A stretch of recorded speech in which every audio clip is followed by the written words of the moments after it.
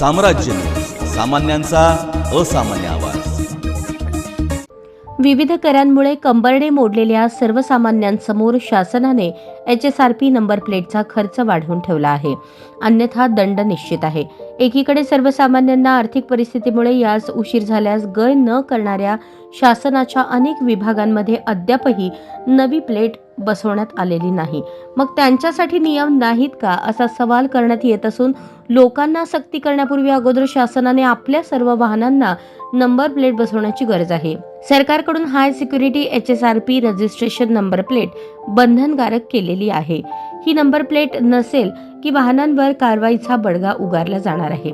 जिल्ह्यात शासनाच्या अवघ्या काहीच शासकीय वाहनांनाच ही high security HSRP registration number plate लावली आहे। इतर वाहने विना high security HSRP number plate लावून धावत आहेत। महसूल, जिल्हा परिषद आणि पोलिसांच्या वाहनांचाही यात समावेश आहे। त्यामुळे शासनाचे नियमच शासन धाब्यावर बसवत असल्याचे दिसत आहे।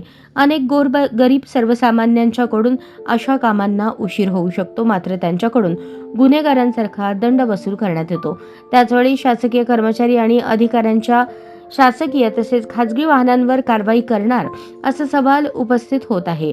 केंद्र शासनाने 1 एप्रिल 2019 पूर्वीच्या वाहनांना देखील हाय security HSRP registration number plate बंधनकारक केली आहे। याच्या अंमलबजावणीत महाराष्ट्र मागे राहिला। सर्वोच्च न्यायालयाच्या आदेशानंतर राज्य शासनाने आदेश दिले आहेत। त्यानुसार जुन्या वाहनांना HSRP नंबर प्लेट नसेल तर त्या वाहनावर कारवाई केली जाणार आहे। केंद्र शासनाने हा नियम लागू केल्यानंतर 1 एप्रिल 2019 पासून सर्व वाहन वितरक HSRP नंबर प्लेट बसवूनच वाहने ताब्यात देत आहेत।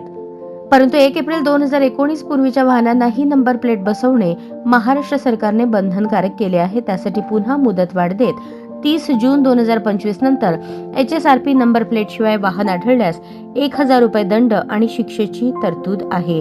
सातारा RTO